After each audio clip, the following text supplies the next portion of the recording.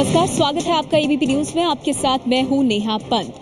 असम पे हुई हिंसा में जो कत्लेआम वहां हो रहा है, अब तक 32 लोगों की जान जा चुकी है। वहां हालात इतने तनावपूर्ण हैं कि कोकराझार और बक्सा जिले में कर्फ्यू लगाया गया है। सेना और प्रशासन लगातार कोशिश कर रहे हैं कि हालात सामान्य हो, लेकिन दूसरी तरफ इस मुद्दे पर राजनीति भी जमकर हो रही है। जम्मू कश्मीर के मुख्यमंत्री उमर अब्दुल्ला ने सीधे सीधे इस हिंसा को लेकर नरेंद्र मोदी पर निशाना साधा है। वहीं बीजेपी, केंद्र सरकार और असम की कांग्रेस पार्टी की सरकार पर सवाल उठा रही है। ऐसे में सवाल यही खड़ा हो रहा है कि असम में हुए कत्लेआम के लिए जिम्मेदार कौन है। असम में 30 मुसलमान जो है उनका कत्ल हुआ। क्यों? क्योंकि वहां मोदी साहब ने तकरीर करके मुसलमानों के खिलाफ लोगों के दिलों में जहर डालने की कोशिश की। ये सच्चाई है, इस सच्चाई से इनकार नहीं किया जा सकता। 3 दिन पहले वो वहां गए, तमाम मुसलमानों को बांग्लादेशी का जो है दर्जा दिया, और आज 30 मुसलमान जो है उनको कब्र में सुला दिया गया। असम हिंसा के लिए उमर अब्दुल्ला साफ साफ मोदी को जिम्मेदार ठहरा रहे हैं। दूसरी तरफ कपिल सिब्बल ने ये तो कहा कि मोदी देश का माहौल खराब कर रहे हैं, लेकिन उन्होंने असम में हुई मौतों के लिए मोदी या किसी और को जिम्मेदार ठहराने से साफ इनकार कर दिया। तो क्या आपको लगता है कि जो असम में कल हुआ वो भी बीजेपी से कबूल है? देखिए, ऐसा है कि मैं बेबुनियादी आरोप कभी किसी पे नहीं लगाता, लेकिन मुझे नहीं मालूम भैया, जब तक पता नहीं चले कि वाकई में कैसे हुए, क्यों हुए, तफ्तीश नहीं होगी, इन्वेस्टिगेशन नहीं होगी, उसके बारे में मैं अभी क्या कह सकता हूँ। दूसरी तरफ बीजेपी ने कोकराझार और बक्सा जिले में हुई हिंसा को असम की कांग्रेस सरकार और केंद्र की यूपीए सरकार की नाकामियों का नतीजा बताया है। मेरा स्पष्ट आरोप है कि आसाम में ये सारा तनाव हो रहा है, वोट बैंक की पॉलिटिक्स के कारण वहां की तरुण गोगोई सरकार ने केंद्र की कांग्रेस सरकार के आशीर्वाद से तनाव को कम करने की कोशिश नहीं की है। आपको बता दें कि गुरुवार रात असम के कोकराझार और बक्सा जिले में उग्रवादियों के हमले में 30 से ज्यादा लोगों की मौत हो गई है। इन हमलों के पीछे उग्रवादी गुट national democratic front of Bodoland यानी एनडीएफबी का हाथ माना जा रहा है। एक एनडीएफ का संजीवित ग्रुप है, वो पहले से है, वो इंडिपेंडेंट बोडोलैंड चाहते हैं, वो हमारे साथ बात भी नहीं कर रहा है। वो भी आज जितना घटना हो रहा है वही कर रहा है। गौरतलब है कि कोकराझार जिले में सितंबर 2012 में हुई सांप्रदायिक हिंसा में एनडीएफबी के हाथ होने की बात सामने आई थी। देखा जाए तो बोडोलैंड के कोकराझार, बक्सा, चिरांग और उदालगिरी इलाके में लंबे समय से तनाव बना हुआ है। यहाँ पर अलग बोडोलैंड की मांग को लेकर लंबे समय तक हिंसक आंदोलन चला। बाद में बोडो टेरिटरी काउंसिल के गठन के बाद उम्मीद थी कि इलाके में शांति आ जाएगी, लेकिन अब यहाँ पर बांग्लादेश से घुसपैठ के मुद्दे पर तनाव बना हुआ है। तो वर्तमान हालात में सबसे अहम सवाल यह है कि असम के कत्लेआम के लिए जिम्मेदार कौन है और क्या नरेंद्र मोदी पर आरोप लगाना सही है। असम में कत्लेआम का जिम्मेदार कौन? क्या मोदी के भाषण की वजह से यह हिंसा भड़की, जैसा कि दावा कर रहे हैं जम्मू कश्मीर के मुख्यमंत्री उमर अब्दुल्ला। हमारे साथ आज की इस चर्चा में खास मेहमान मौजूद हैं। आपको बता दें, कांग्रेस पार्टी से प्रियंका चतुर्वेदी जी हमारे साथ इस चर्चा में जुड़ गई हैं। प्रियंका जी, चर्चा की शुरुआत आपसे करना चाहूंगी। जम्मू कश्मीर के मुख्यमंत्री उमर अब्दुल्ला और नेशनल कॉन्फ्रेंस तो आपकी सहयोगी भी है। उमर अब्दुल्ला साहब ने गंभीर आरोप लगाया है। उन्होंने कहा है कि नरेंद्र मोदी असम हिंसा के लिए जिम्मेदार हैं। क्या कहना है आपका? देखिए, यहाँ पे मैं 2 चीज़ कहूँगी। एक तो जो हिंसा हुई एकदम निंदाजनक है, पर जो उमर अब्दुल्ला जी ने कहा वो उनकी फीलिंग्स होंगी, पर इसमें एक चीज़ ध्यान में रखना ज़रूरी है कि 2012 में यहाँ पे वायलेंस हुआ था। उसके बाद काफ़ी चीज़ जो सिचुएशन थी काफ़ी अंडर कंट्रोल थी। कुछ दिन पहले जब तेजपुर में नरेंद्र मोदी जी गए थे, उन्होंने इस तरह की भाषण दिया था। एक तो सबसे पहले सबसे बड़ी प्रॉब्लम है कि जो प्रधानमंत्री उम्मीदवार है उनको ना ही इतिहास का ज्ञान है ना ही भूगोल का ज्ञान है। इतिहास को अगर देखेंगे तो उन्होंने जो वहाँ के ईस्ट बंगाल से मुस्लिम्स हैं और काफ़ी सालों से, ना कि अभी आए हैं, काफ़ी सदियों से बसे हुए हैं, उनको सबको एक ही ब्रश से तोल दिया, पेंट कर दिया था ये कहकर कि बांग्लादेशी हैं। तो उनके मनों में जो मुसलमान हैं वहां पर, उनके माइंड में ऑलरेडी टेंशन। तो प्रियंका जी, आप भी वही कह रही हैं, इसका मतलब जो उमर अब्दुल्ला ने कहा, यानी जो बात उन्होंने कही उसे आप एंडोर्स कर रही हैं। यही कारण उन्होंने भी दिया है। वो कह रही हूँ कि अगर आप तथ्य देखेंगे हाँ, तथ्य देखेंगे आप। मैं एक और चीज यहाँ पे बताना चाहूंगी कि बीजेपी के कुछ लीडर्स एनडीएफबी के जो देमारी ग्रुप है उनसे मिले भी थे, सनमजीत ग्रुप से और देमारी ग्रुप से मिले भी थे अपने इलेक्शन के कारणवश उनका सपोर्ट लेने। तो अगर हम ये सब देखेंगे तो ये जानना जरूरी है कि ये वायलेंस अब आकर इलेक्शन के टाइम पे क्यों घटित ठीक है, इसका जवाब लेती हूँ मैं। बीजेपी से जय नारायण व्यास जी हमारे साथ मौजूद हैं। आप लोगों की तरफ से जो सवाल उठाए जा रहे हैं उन्हें व्यास साहब के पास ले जाना चाहूंगी। जय नारायण जी, सवाल यहाँ पर ये उठ रहा है, उमर अब्दुल्ला ने ये बात कही और अब कांग्रेस पार्टी से प्रियंका चतुर्वेदी भी ये बात कह रही हैं कि नरेंद्र मोदी ने तेजपुर में जाकर जो भाषण दिया और जिस तरह से सभी मुस्लिम, उनका कहना यह है कि जितने भी मुस्लिम हैं उनको बांग्लादेशी इलीगल इमिग्रेंट्स की संज्ञा दे दी और उसके बाद ये हिंसा होती है, तो मोदी पर सवाल क्यों ना उठे?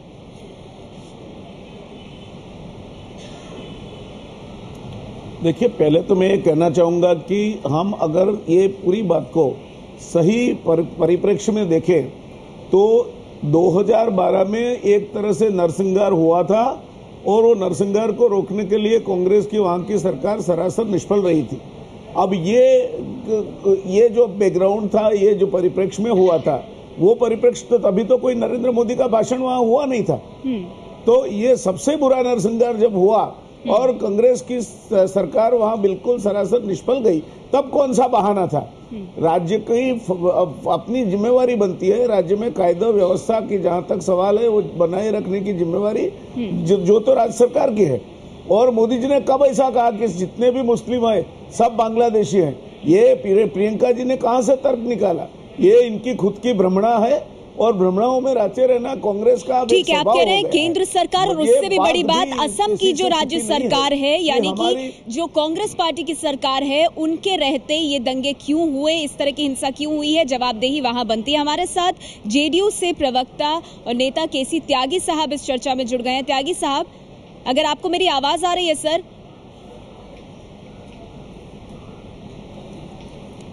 जी आ रही है जी। त्यागी साहब, आपसे मैं ये जानना चाहूंगी, असम हिंसा को लेकर जिस तरह की राजनीति हो रही है, एक तरफ उमर अब्दुल्ला नरेंद्र मोदी पर निशाना साध रहे हैं और आपने सुना बीजेपी सवाल उठा रही है राज्य सरकार की जवाबदेही पर।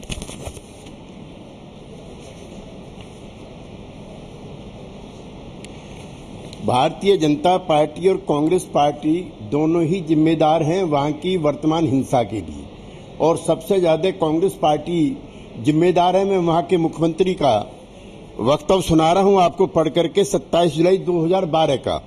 वहां के मुख्यमंत्री श्री तरुण गोगोई कहते हैं कि UPA led national government made delay in army deployment to riot hit areas.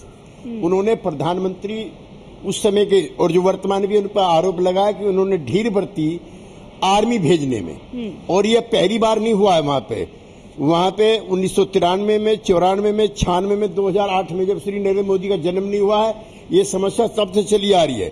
हाँ, नरेंद्र मोदी जी जो घी डाल करके आए, उसमें जो आग लगा के आए हैं, वो उनका वक्तव्य है। विश्वनाथ चेहरा भी एक जगह है जहां भाषण करने गए थे उसके बराबर में, कि मैंने सुना है वहां पर लोग मारे गए।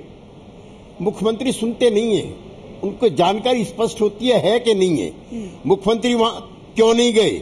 तरुण गोगोई साहब के बारे में बोले, हमारे लोग वहां गए, आंसू पूछने लगे, जबकि वहां पर हिंसा बहुत पुरानी हिंसा हुई थी जिसका ताजा उल्लेख श्री नरेंद्र भाई मोदी ने किया है। तो उससे भी वहां उत्तेजना फैली, लेकिन समस्या की मूल जड़ में कांग्रेस पार्टी के नेतृत्व में, आप कांग्रेस पार्टी और नरेंद्र मोदी दोनों पर सवाल उठा रहे हैं, लेकिन आप मानते हैं कि जो बोडोलैंड की वहां पर समस्या और खासतौर पर कांग्रेस पार्टी के राज्य में इतने दंगे हुए हैं, तो कांग्रेस की जवाबदेही इसमें बढ़कर बनती है। हम एक छोटे से ब्रेक के लिए रुक रहे हैं। आपको बता दें हमारे साथ जामा मस्जिद यूनाइटेड फोरम के अध्यक्ष सैयद याह्या बुखारी साहब भी इस चर्चा में हैं और आरएसएस प्रचारक राकेश सिन्हा साहब भी हैं हमारे साथ। इन दोनों से हम बात करेंगे। एक छोटे से ब्रेक के लिए रुक रहे हैं, जल्द लौटते हैं।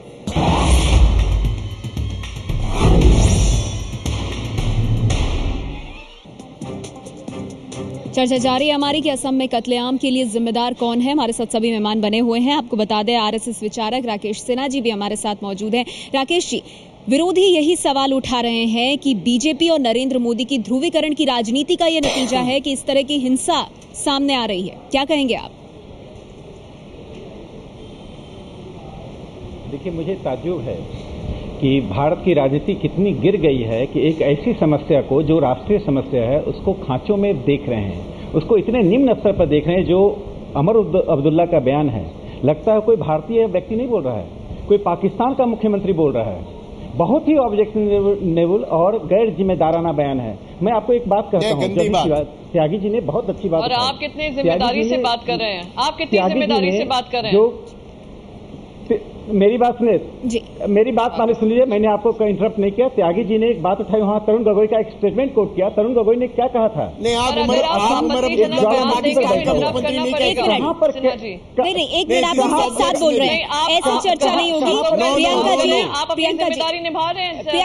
प्रियंका जी आप इतना ज्यादा कभी उद्वेलित होती नहीं है। प्रियंका जी एक मिनट सुन लेते हैं उनको। और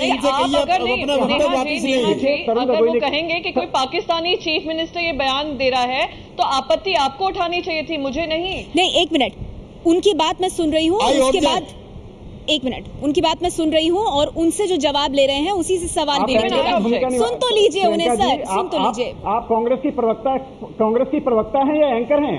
आप एंकर की जिम्मेदारी को समझिए। एक मिनट, आप लोग आपस में मत उलझिए, आप आपस में मत उलझिए।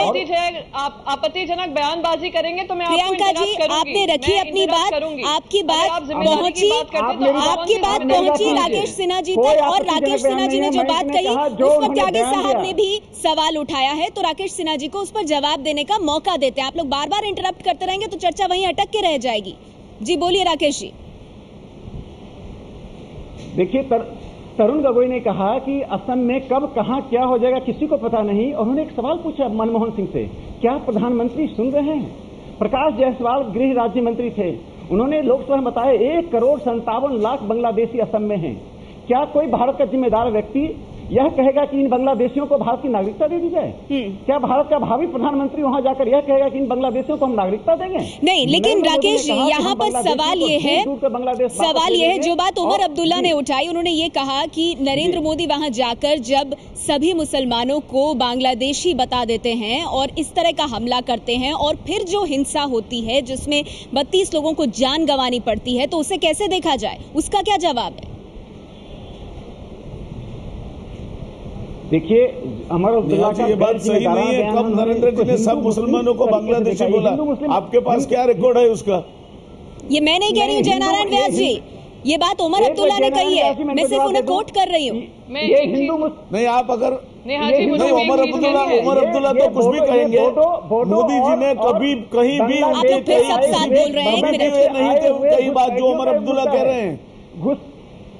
देखिए, कांग्रेस घुसपैठियों के मुद्दे को हिंदू मुस्लिम इश्यू बनाना चाहती है और चूंकि वोट बैंक की राजनीति है, तरुण गोगोई की लाचारी है, कुछ नहीं कर सकते हैं।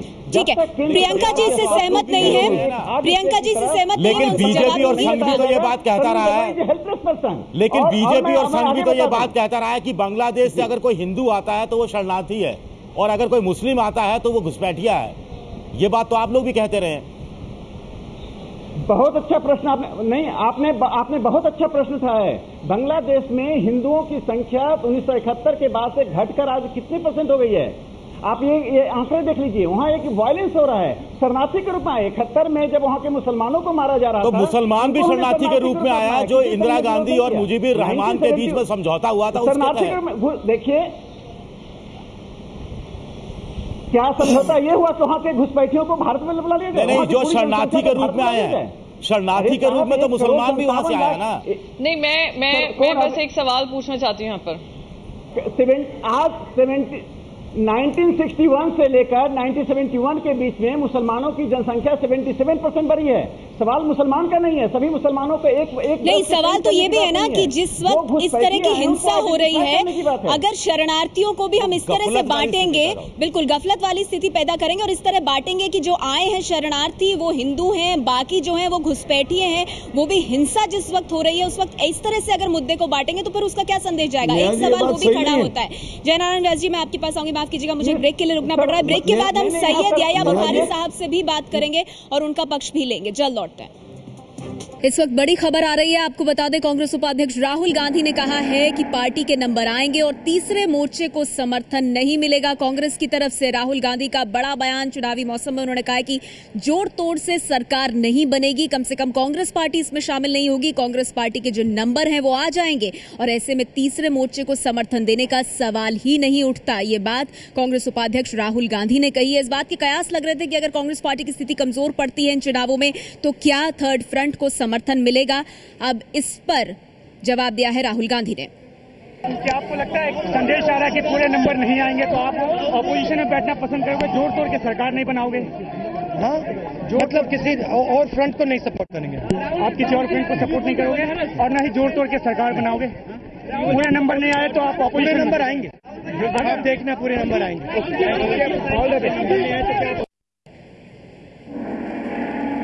इस वक्त की बड़ी खबर आपको दे दें, कांग्रेस उपाध्यक्ष राहुल गांधी ने साफ कहा है कि नंबर आएंगे कांग्रेस पार्टी के और ऐसे में जोड़ तोड़ की सरकार का मतलब ही नहीं, तीसरे मोर्चे को कांग्रेस पार्टी समर्थन नहीं देगी। आपको बता दें चुनावी मौसम में ये बयान बेहद अहम है क्योंकि लगातार ये बात कही जा रही थी कि थर्ड फ्रंट को समर्थन मिलेगा कांग्रेस का। अब राहुल गांधी ने इस पर विराम लगाते हुए कहा है कि जोड़ तोड़ से सरकार नहीं, कांग्रेस के नंबर आएंगे, तीसरे मोर्चे को समर्थन नहीं।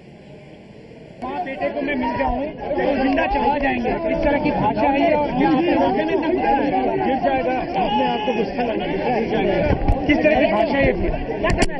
भैया देखिए उनकी आदत है, भैया धकेलो मत प्लीज, ये उनकी आदत है। जैसे मैंने पहले कहा था, उनमें गुस्सा है, मुझ में गुस्सा नहीं है, मैं अपना काम करता हूँ।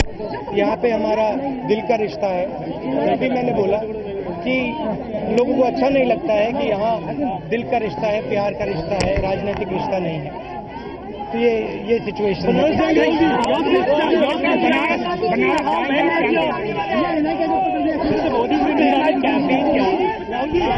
No, Mr. Modi, I mean, anybody is free to come and campaign here. As far as I'm concerned, I have a relationship. We've done solid work here. We've done tremendous work with women here. We've done a lot of work with national highways. We've done a lot of work with industry and a lot of work with education institutions. You know, so we are pretty happy. Priyanka की बातों का जबरदस्त बौखलाहट है BJP में। आप चाहते हैं कि उनको बड़ी भूमिका में और पूरे देश में प्रियंका मेरी बहन है, जो भी वो करना चाहती है उसको मैं सपोर्ट करूँगा। लेट्स सी, आपकी बहन है जो ओके। और एक आखिरी सवाल, क्या आपको लगता है संदेश आ रहा है कि पूरे नंबर नहीं आएंगे तो आप ऑपोजिशन में बैठना पसंद करोगे, जोड़ तोड़ के सरकार नहीं बनाओगे? हाँ, जो मतलब किसी और फ्रंट को नहीं सपोर्ट करेंगे आप, किसी और फ्रंट को सपोर्ट नहीं करोगे और ना ही जोड़ तोड़ के सरकार बनाओगे। पूरे नंबर नहीं आए तो आप ऑपोजिशन नंबर आएंगे, आप देखना पूरे नंबर आएंगे।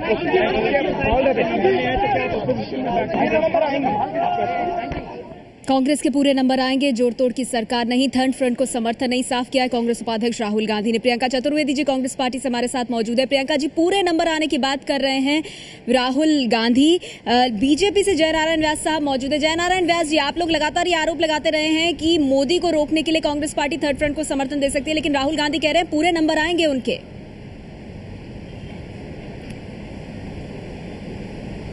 देखिए, आशा किसी की भी है, अमर है, और 16 तारीख तक आशा पे तो दुनिया जमा है। राहुल जी को अपनी आशा के मीनारे बुलंद बना दे, 16 तारीख को दूध का दूध पानी का पानी हो जाएगा। और ये बात भी हकीकत बनती जा रही है अभी नेहा जी कि कांग्रेस के लाख प्रयत्न के बावजूद भी वो नरेंद्र मोदी की आंधी को नहीं रोक पाए हैं और न रोकने में सफल रहेंगे।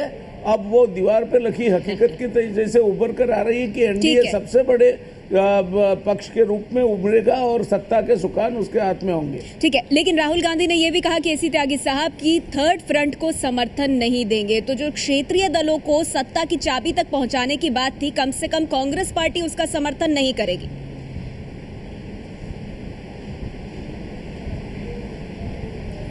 देखिए नेहा,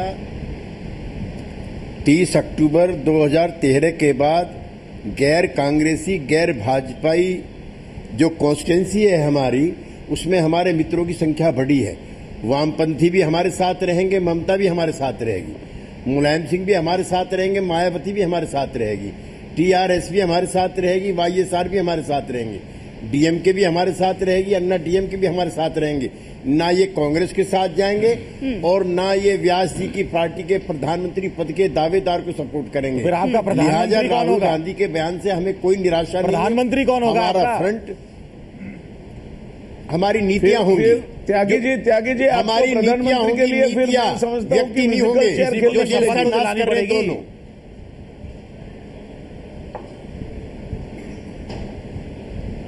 प्रधानमंत्री हमारा प्रधानमंत्री कौन होंगे? वही बनाया जाएगा जिसके लिए कंसेंसस जमात है वो बिखर जाएगी। प्रधानमंत्री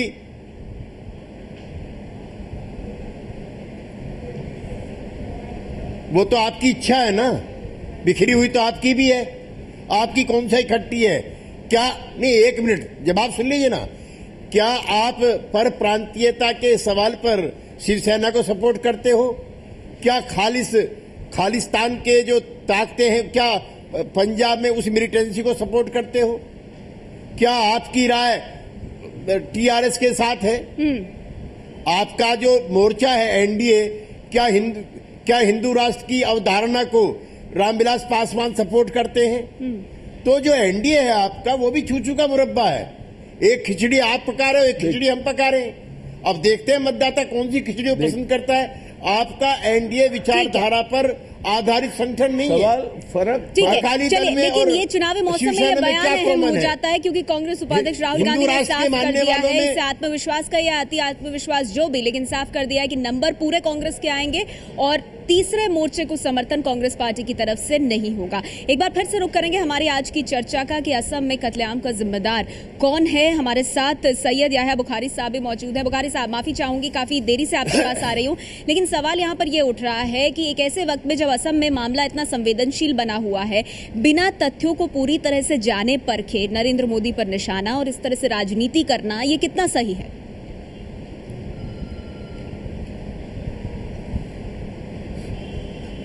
देखिए,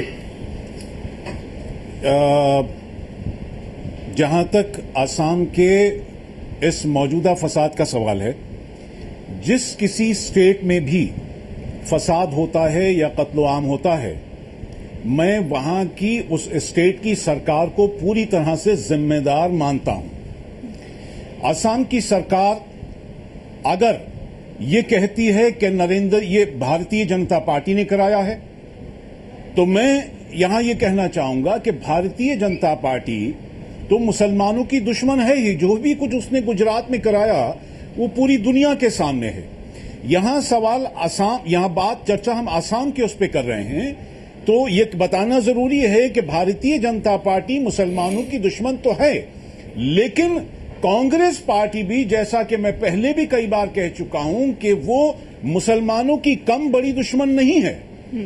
अगर असम की गवर्नमेंट ये कहती है कि बीजेपी ने आकर कराया है, तो आपका एडमिनिस्ट्रेशन इतना कमजोर है कि बाहर से कोई भी आपके स्टेट में फसाद करा दे। आपकी गवर्नेंस इतनी ज्यादा कमजोर है कि कोई भी बाहर से आके आपके स्टेट में लोगों का कत्ल करके चला जाए। तो इस आधार पे तो आपको चुल्लू भर पानी में डूब मरना चाहिए और अपनी सरकार से इस्तीफा देकर बैठना चाहिए आपको। ये आप बहुत अहम बात कह रहे हैं। प्रियंका चतुर्वेदी कांग्रेस पार्टी से अभी नहीं है हमारे साथ, तो जैसे ही जुड़ेंगे उनसे इस बात का जवाब लेने की हम कोशिश करेंगे। लेकिन जयनारायण व्यास जी, सवाल यहाँ बीजेपी पर भी उठ रहे हैं। जो बात बुखारी साहब ने कही उसे मैं दूसरे तरह से कहना चाहूंगी। शैली आप लोगों की ऐसी रही है, अगर मुस्लिमों के बीच एक संदेश जाए तो वो इस तरह का कि चुनावी कैंपेन को लें या नेताओं के भाषण को लें, शैली कुछ इस तरह की रही है। आप मुद्दे इस तरह के उठाते हैं कि फिर उसके बाद एक ध्रुवीकरण का माहौल पैदा होता है। ये हमला आप पर हमेशा बोला जाता है।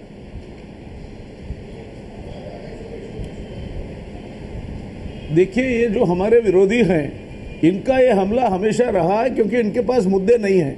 वो गुजरात की बात करते हैं। 2002 के बाद गुजरात में कायदे का शासन चला और एक भी दंगा नहीं हुआ। यहाँ जिस तरह से हर कौम एक साथ रहती है, अमन की व्यवस्था है, अच्छी तरह से राज्य व्यवस्था चली है, अपने आप में एक मिसाल है। तो ये 2002 के बाद एक भी दंगा नहीं हुआ त्यागी साहब। 2002 के बाद गुजरात में एक भी दंगा नहीं हुआ। हालांकि उत्तर प्रदेश में एक साल में इसके बाद 100 से ज्यादा दंगे हुए हैं। व्यास जी कुछ कह रहे हैं वो? गुजरात की बात आप करते हैं। त्यागी साहब कुछ कह रहे हैं? आप किस राज्य में हुए हैं? हाँ। लेकिन व्यास जी 2002 में जो हुआ उसने तो सारी कसर तो पूरा कर दिया। आप तो विद्वान आदमी हैं। पिछले सप्ताह के इंडियन एक्सप्रेस में होम मिनिस्ट्री के आंकड़े आए हैं जिसमें किस किस राज्य में कितने कितने दंगे हुए हैं। आपके यहाँ काफी कम्युनल टेंशन में जिसमें 12 लोग मारे गए। आप मेरी बात को गलत साबित कर दो, मैं जिंदगी भर आपकी बात। चलिए ठीक है, इस पर जवाब लूंगी मैं व्यास साहब का। प्रियंका जी भी हमारे साथ जुड़ गई हैं, उनसे भी बात करेंगे। एक छोटा सा ब्रेक के बाद भी ये चर्चा जारी रहेगी। जल्द लौटते हैं।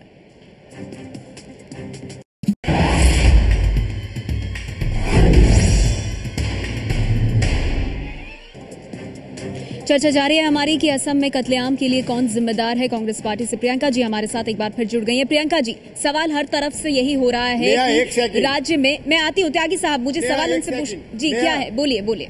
एक सेकंड, बस सिर्फ एक सेकंड। एक मेरा पॉइंट ऑफ ऑर्डर है। Gujarat recorded 68 cases of communal tension in 2013 in which 10 people died and 57 incident in 2012 in which 5 people died। बस मुझे यही कहना है व्यास जी की जानकारी के लिए। ठीक, प्रियंका जी कह रहे 2002 के बाद कोई दंगा ही नहीं हुआ। ठीक है व्यास साहब, मैं आपको मौका दूंगी उसका जवाब देने के लिए, लेकिन अभी असम में चर्चा हो रही है तो प्रियंका जी से जवाब लेने दीजिए, मुझे जवाब लेने दीजिए प्रियंका जी से। प्रियंका जी, हर तरफ से यही सवाल उठ रहा है, राज्य में आपकी पार्टी की सरकार है, क्या आपकी सरकार इतनी कमजोर है कि हिंसा को रोक नहीं पा रही? किसी के भाषण के चलते, कुछ गड़बड़ के चलते वहां हिंसा हो जाती है और आपकी सरकार कुछ नहीं कर पाती। अच्छा, दो चीज़ें मैं यहाँ पे कहना चाहूँगी। मैं डिस्कनेक्ट हो गई थी पर मुझे आवाज़ें आ रही थी। बुखारी जी ने कुछ बात उठाई थी हमारी राज्य सरकार के बारे में। उनको याद दिलाना चाहूँ और उनको बताना चाहूँ कि जब इंडिया का गठन हुआ था, हमें फ्रीडम मूवमेंट के बाद, तो कश्मीर जैसे एक स्टेट है, हमारे असम है, तो वहाँ पे हिंसा चलती आ रही है और अब तक हम लोग प्रॉब्लम्स फेस कर रहे हैं, जिससे सेंट्रल गवर्नमेंट भी वाकिफ है, स्टेट गवर्नमेंट्स भी वाकिफ हैं। मैंने कहीं भी ये नहीं कहा कि कोई बाहर से भाजपा वालों ने लोगों को भेजा और वहां पे वायलेंस किया। भाजपा की आदत रही है कि अंदरूनी ही स्टेट में लोगों में आपस में फूट दलवाकर राजनीति करते हैं, मारामारी कराते हैं और राइट्स करते हैं। आपकी पार्टी मैं आपको बस एक सेकंड सरकार है वहाँ, उस पर भी तो कुछ बोलिए। मुझे कंप्लीट करने दीजिए। मैं आपको एक सेकंड, आप लोग सबने बोल दिया, मुझे बोलने दीजिए। एक मिनट राकेश जी, मैं आऊंगी आपके पास। राकेश जी, प्रियंका जी को बात पूरी करने दें। सब लोग राकेश जी, जयनारायण व्यास जी, मैं आती हूँ आप लोगों के पास, लेकिन प्रियंका जी पे सामने उठती हैं। मैं राकेश जी से कहूंगी, जयनारायण व्यास जी से कहूंगी और मैं सबसे यहाँ पे पूछूंगी कि एक यहाँ पे एनडीएफबी पे बहुत न्यूज़पेपर्स में भी आया, लाइव टेलीविजन पे पता चला, एक बीजेपी के कैंडिडेट्स ने ये कहा है कि उन्होंने एनडीएफबी को मॉनेटरी हेल्प दी है और उनसे सहायता मांगी है इलेक्शन जीतने के लिए। आप मुझे बताइए कि वहां पे एनडीएफबी एक मिलिटेंट ग्रुप है, तो उसमें बीजेपी क्या कर रही है दखल अंदाजी देकर? लेकिन आप अपनी पार्टी के लिए राज्य सरकार की बात कब करेंगी मैम? उस पर आप कब जवाब देंगी? ये हिंसा आज की नहीं है, काफी टाइम से हो रही है। जो कैंडिडेट ने कुछ किया है वो बातें क्यों करती है? आपके कांग्रेस के कई मेहमान जुड़ गए हैं, माफ कीजिएगा, सीपीएम से मोहम्मद सलीम साहब जुड़ गए हैं, तो मुझे उनका जवाब लेना भी बहुत जरूरी है। मोहम्मद सलीम साहब, असम में जो संवेदनशील स्थिति बनी हुई है उसको लेकर जमकर राजनीति हो रही है, मोदी पर निशाना साधा जा रहा है, उधर बीजेपी राज्य सरकार पर सवाल उठा रही है, आप क्या कहेंगे? इनको टोटली नकार रहे हैं, टेंशन क्रिएट करें। बिल्कुल राजनीति के शिकार हुए हैं बेगुनाह लोग, और जो हत्या हुई है, वो हत्या जो हुई है वो राजनीतिक कारण से हुई है, और खास करके मोदी जी जो बंगाली मुसलमानों के खिलाफ या तथाकथित बांग्लादेशी के नाम पर इस देश के नागरिक के ऊपर जो लांछन कर रहे हैं उसी के शिकार हुए हैं, और हथियार के रूप में जो गिरोह है, जो बोरो का जो मिलिटेंट ग्रुप है, उसका इस्तेमाल किया गया है। ये बहुत ही अफसोसनाक है कि हमारे देश के नागरिकों को हत्या किया जा रहा है धर्म के नाम पर या भाषा के नाम पर, और उसमें जो प्रधानमंत्री बनना राकेश जी, बहुत संक्षेप में यही यहाँ समस्या है कि जो उग्रवादी है वो ऐसे बयानों का फायदा उठाते हैं, तो संयम आप लोगों की तरफ से भी बरतने की जरूरत है। बहुत संक्षेप में सर। बिल्कुल फायदा उठाते हैं और उनको प्रियंका जी बोलने दीजिए, एनकरेजमेंट मिलती है। ठीक है, आप अपनी सरकार के बारे में नहीं बता रही हैं, मैम बांग्लादेश है तो उनको जो बोडो मिलिटेंट्स 2012 में वायलेंस हुआ तो केंद्र सरकार, राज्य सरकार ने कुछ भी नहीं किया उस वायलेंस को रोकने के लिए।